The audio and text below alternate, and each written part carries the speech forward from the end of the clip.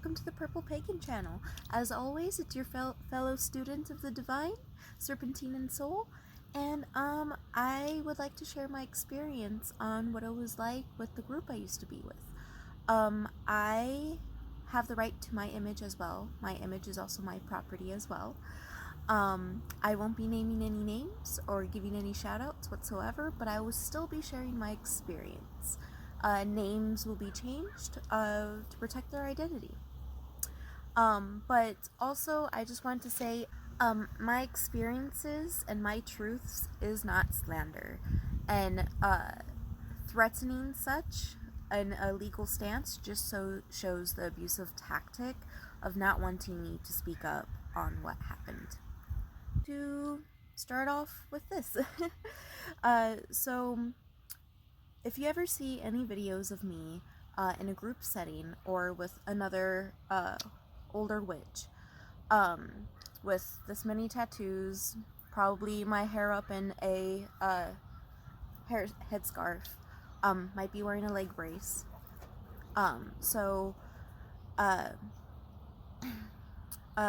I introduced myself in those videos as Seraphina. I am no longer associated with that group. I don't go by Seraphina anymore. Here's the reason why I'm not associated with that group and my experiences with the leader of that group. The leader of the group, I'm gonna name her Miss Storm. There's a timeline of certain events and red flags that took place before the actual buildup of me being abandoned by the group. It's a good thing that during this time I was writing in my journal a lot, and the other day I dropped my journal and it opened up and I forgot a few things, so bear with me. There is threats of physical violence. That was my first red flag. A little experience of that is threats of slapping me across the face when I said threats of slapping me across the face if I said the C word again in her presence. I looked up to her as a friend, and I thought that I can vent to her about an experience that I had, and I called the person in question the C word. And she responded with physical violence. I chalked it up to it's her southern mentality, so I pushed it in the back of my head. Projected hard on me when I said I didn't have my abusive, toxic biological mom in my life. Gaslighted me, saying that blood is thicker than water. That's still my mom. She didn't mean to abuse me and give my mom another chance, despite the fact that it goes against my safety. I tried telling her the abuse that my biological mom did, and she advocated for her, and it made me feel very uncomfortable when I was trying to tell her the things that I experienced with my biological mom. When doing a video on parenting a witch, I asked how to handle bullying or harassing at school. She told me maybe that young witch shouldn't have told the whole school that she's a witch. This is a context of spiritual victim blaming. That was the first time that was shown to me. Would always say in private, Miss Storm would always say in private how easy it would be to run a cult. That was another red flag. I pushed that in the back of my mind. During a witchy photo shoot, we started planning for a huge trip in 2020 to go out of state. It was like it was like New Orleans, so we were saving about that. I asked her if I could do payments either before or after the trip. I take responsibility for saying after. I was scrambled brain, wasn't thinking clearly. I take full responsibility. But the fact that I asked if I could do payments, she responded with an ugly face. She didn't say anything. She just gave me a stern look, equivalent of an evil eye look, which scared me, which put me down on a lower position. So I asked another young witch, I'm going to name her Flower, if I can, send her money to help for my expenses if we shared a room type thing. She said yes. A month later in group chat, I realized as I put all my finances to go that, you know what, I don't think I could afford this trip. I let the group chat know, like, hey, can't afford this trip. Also, the whole group knew I was on disability. I wasn't getting that much at the time. I could barely support myself by myself, so I needed help. Um, and she spiritually, what's the word? I don't know what the word is, but this is what she said when I told her I could not afford this trip to New Orleans, even though I really want to go, type thing. She said that I wasn't manifesting hard enough and not letting the window of opportunity open. She said, I don't know, maybe some nice old witch might help you. Um, So I mentioned that she was privileged, which is a fact. If you can afford to go on these multiple outings, or if you have a roof over your head, or just you're financially stable, that is being privileged. And there's many different ways of being privileged. But I mentioned that she was just when I mentioned that she was privileged, she said I was jealous and envious, which is the darkest of magics. When in fact I was neither. I didn't feel jealous, I didn't feel envious. I was stating a fact that she is privileged. I feel like that was projection in a way, or some sort of trauma, or not trauma, but some sort of toxic trait that she was trying to project onto me. During a meetup for planning for an Arizona trip, I was already stressed out, but Miss Storm says it's my fault. Flower didn't want to go on the trip. Flower was stressed out because she was having financial anxiety or whatever the issue was. She never really talked to me. But I pretty much Miss Storm told me I was the main reason Flower did not want to go on the trip, which made me feel really, really, really bad. So also during this meeting, she kept on piling on expenses after expenses. How much it was going to be there if we took our truck, what cross country was going to look like, gas, parking, like it was just expenses after expenses, and I had a emotional blowout. I had to leave. I felt really, really bad for my blowout, but sometimes things happen for a reason, is what I've come to learn. During my blowout that night, I started texting her. I apologized, and she texted me this, and I wrote it down. She said that I'm a broke ass because I'm creating the energy to be a broke ass. That's why I can't afford anything. I told Miss Storm that I feel like I'm being pushed away. She said she would hold on tighter and never push away a daughter she would have chosen. So she would always say, if she would have chosen a daughter, she would have chosen me. She was harder on me than anybody else. She would always say, oh, it's tough love.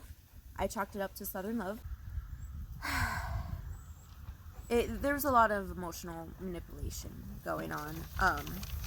Birthday, we went to Arizona for crystals. In the car, she completely went off on me. And there was also a witness in the car as well. She went off on me. I posted a cute little spell to help with mental illness, like a cute little chant to help you get out of your anxiety in the moments, to get out of your anger, whatever it was that I posted. Because I noticed that around that time, I wasn't the only one that was suffering from mental health issues. And I wanted to help others. She told me to delete the mental health post. She told me to delete it for it makes her look bad, and I always make things public. Well, it took me a while to actually come out with my story on what happened. So, for someone who says, Miss Storm would always say, even she did a content on it, that she supports witches with mental health issues. Well, on a Halloween trip, there was a young witch who was suffering from separation anxiety. she had to leave early. Miss Storm would say she's weak. She's not going to last long in this group. Well, we don't accept that kind of behavior. She said that my issues, when my issues started to act up around this time, not during the Halloween trip, but around this time of going to Arizona, she said that my issues is too much drama. She told me that my texts were disrespectful. I asked how they were so I could see her perspective and correct my behavior. While I was talking, she interrupted me and said, "At this point, just said yes, Miss Storm. Just say yes, bow down, little girl, and respect me." She hates when other spiritual leaders want their students to bow down to them. She literally told me to bow down to her.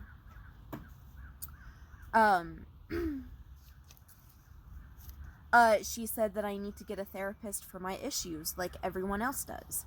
I told her I couldn't afford one because of my diagnosis. A therapist that specializes in my diagnosis is very expensive, and there's no free therapy for that. She scoffed, like she went, and somewhere in between that, I was fading in and out, so I did journal about this, but she did say at one point, "I'll push you down and scrape your knee, little girl. You need to respect me." I had a PTSD flashback because of how low she made me feel, how vulnerable, how I felt like nothing to her. I felt like degraded. So I didn't hear her say not to ask for any payment plans whatsoever that night. That night I made another deal with Flower, paying my expenses and sending the money for New Orleans so I could cover that. I told her not to tell Miss Storm because she already yelled at me that day. She already belittled me that day, and I didn't want to be belittled again. I really wanted to go on this trip because I tried to back out and I couldn't. So I had to try to go, and I wanted to do a payment plan with someone where I pay for my expenses before the trip, so my expenses are already covered, and it's just something that I'm putting forward. And being on disability, I needed someone to send that money to. I don't have a savings account. I can't have a savings account. So yeah, so I didn't hear her. A few days later, there decided to be a group meeting of whether I should be in the group or not, or be her mentor or student type thing. During the meeting, she told me not to reach out to any of the witches of the group for support. So I was alone. Before she said this, I tried to reach out to my close witch sister that I knew for a while, Spider. And she, when I tried to reach out multiple times, when I got Miss Storm's text message of not to reach out to the fellow witches, I said, never mind, I can't vent about it, because she told me to. Please don't tell Miss Storm, because I'm already in deep shit. A red flag is that night they want to let my partner in. My partner is a very grounding force for me. Also, at this time, I was suffering from pseudo seizures, and he knew how to get me out of it. I was told I would be given the peace, a safe space to talk and share my experience and what I have to say, but I kept on being interrupted. I did not get to finish my piece. I did not get to share how sincerely sorry I was for putting Flower on the spot like that and pressuring her into helping me out with payment plans, of giving her the money for this trip.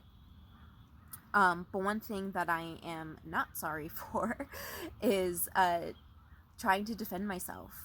The main reason why I got booted, besides the fact of trying to do a payment plan to go on this trip that I was pressured into going, was because I went behind Miss Storm's back for telling two different people in the group, "Don't tell Miss Storm," even though I was trying to protect myself. The first time was to protect myself from being belittled again, and the second time was I was already in deep shit, and I tried to reach out to vent, and that was the same time I got the message of don't reach out to vent. Yeah, I kept on being interrupted. I couldn't finish my space. At the end, I don't remember much because my mental health was severely acting up. I had no one by my side. I went in alone. No one by my side. No one willing to advocate for me, and I felt very lidded. I felt like what I experienced was not true. I'm just crazy, type thing. Um, they started passing around a cauldron and writing down on slips of paper what they wanted to do with me, and I just had enough. Like I at that point, it's like they never even told me what happened. I left. My partner went back because of how bad my panic attack was. But I just left at that point. But before I left, a male witch there said that I wasn't being sincere enough because I brought my notebook to organize my thoughts. I was reading from my notebook because I organized what I was going to say. Because of the fact that my mental health was acting up and I was trying to stay focused on what I was trying to say and how sincere I was trying to be, I brought my notebook with me. Apparently, that wasn't sincere enough. So, before I left as well, a young witch, the same young witch that had the separation anxiety, who once agreed with me about Miss Storm being privileged, said I was disgusting for using my mental health as an excuse, even though my mental health is my everyday reality. It's not an excuse. I try to take responsibility for the things I do wrong, and I try to work on a better version of myself constantly and trying to keep those emotional outbursts in check.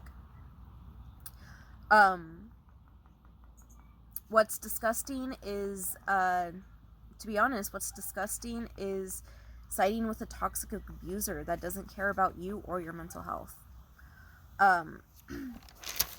That is how I feel. I'm not giving any names on what group I was a part of. Names have been changed for the sake of identity, but I am still going to speak on my experiences and on my trauma. This is part of my healing journey. This is part of my spiritual journey. And I am healing from this as well. This video is part of what happened to me in that group. Again, if you ever see me introduce myself as Seraphina, I'm not associated with that group. So many months later, I found out that what I experienced was true. A couple witnesses came forward on how I was treated, and how I was bullied, pretty much. And they told me that during my spiritual journey, when I first started my YouTube channel, Miss Storm would put my videos on with other witches to mock me, to make fun of my new name, calling me Soul Cycle. So that's why it's a cool name. I'm reclaiming it. But I just wanted to share my experience on what it's like, being manipulated by a spiritual leader, being gaslit, being threatened, but being abandoned for the crimes I did wrong. I needed to leave that group for my own well-being, and I think that's what had to happen, even though it hurt very badly. But being abandoned helped me into my deep, intense spiritual awakening. And for that, I'm thankful. And if I never left that group, I would have never found the wonderful group that I'm now with. My actual moon family, my groove, my star family, that I know that I just have so much love for them. I'm so happy I found them. But that is my experience. So until next time, my fellow students of the divine, I'll talk to you soon. And this video might be either before or after toxic traits to look out for in spiritual leaders.